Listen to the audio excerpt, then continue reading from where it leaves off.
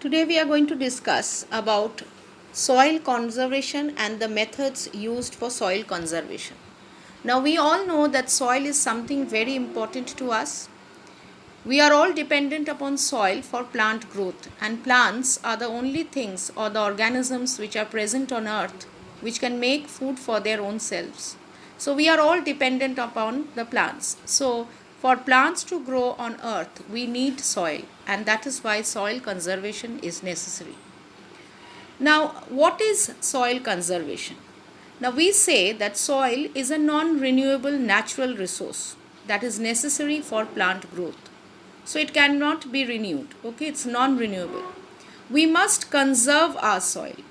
So, we cannot make soil for ourselves. So, whatever soil is being made on the earth, we must conserve it.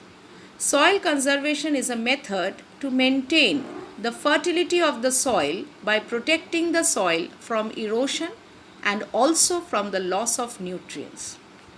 Now, what are the methods which are used for soil conservation? Now, here we say number one is contour plowing. Now, plowing along the contour lines can decelerate the flow of water down the slopes. So we say that whenever there's a mountain slope and there is rainfall, the water starts flowing down the slopes, and when it flows down the slopes, it brings down a lot of topsoil with it. So a huge amount of topsoil is lost every year due to heavy rainfall in the hilly areas. So if we can continue with contour plowing along the slopes of the mountains, as you can see in the picture, they have shown you how contour plowing is done. So if this method is used, then what is going to happen? The top soil won't be washed away with the rainfall. Now another method of soil conservation is called terrace farming. Now terrace farming is when the steps can be cut out on the slopes, making the terraces. Terrace cultivation restricts erosion also. Now we say that in this picture again you can see the slope of the mountain is cut down into terraces like this. Sometimes when we often visit the hill stations, we can see the slopes of the mountain are cut down into terraces like this, and then plants and crops both are grown on the terraces to stop soil erosion. In the same manner, we say that just like I said before, that due to heavy rainfall, the topsoil is lost every year from the slopes of the mountains. If we cut the slopes of the mountain into terraces like this, and they are used for agricultural land, so then the topsoil won't be lost. Okay, so western and the central Himalayas have well developed terrace farming. If you really go and visit these hill stations, we can observe these terrace farming as well as the contour plowing, which is going on nowadays to stop soil erosion. Okay, now the next methods of soil conservation is something called strip cropping or strip farming. Now large fields can be divided into strips. Strips of grass are left to grow between the crops. Now this breaks up the force of the wind.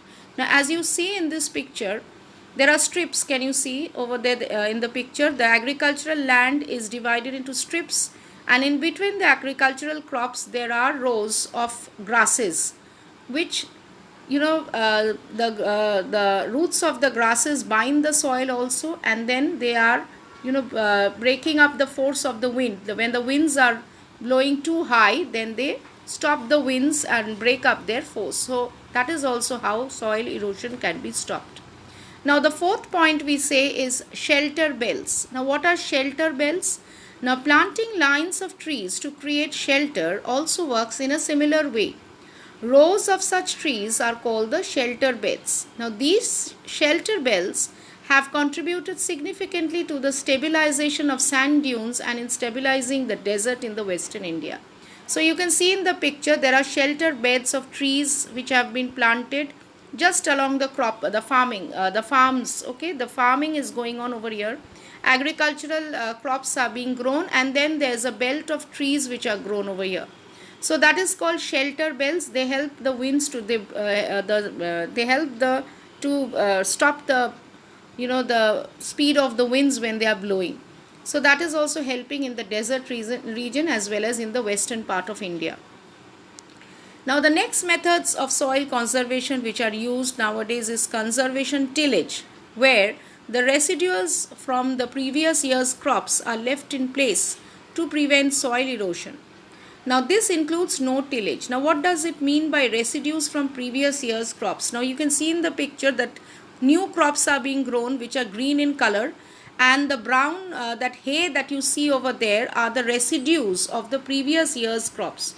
So those are left behind. The farmers have not cut down these totally. Why? Because they are still holding on to the soil and binding it from the rains or from the winds which are blowing over there.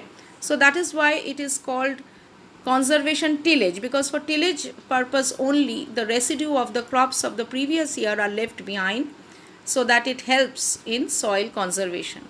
And then the last is called crop rotation. Now what is crop rotation? When planting a series of different types of crops in the same field over a period of years happens, then that is called crop rotation. So different types of crops are grown in the same field. So maybe for 1 year it is grown rice, and then another year it's grown wheat in the same farm. So different types of crops are being grown. Now this also lessens pest and the insect diseases which are occurring in the fields. So these are the methods of soil conservation we have just now discussed. Now in this picture also over here they have given you pictures of terracing. You can see terrace farming. Then this is called alley cropping, or that whatever we said about the shelter belts. We discussed about the shelter belts, that rows of plants and trees are planted in between the agricultural fields where crops are being grown. So over here they have said alley cropping, but it is also called shelter belts. This is a picture of contour plowing or strip cropping. And last this is called the wind breaks. That means those shelter belts again, where plants and trees are grown in between the agricultural fields. So I hope we have understood what is soil conservation and why is it necessary, and the methods of soil conservation also. So thank you. We'll discuss the next topic in the next class.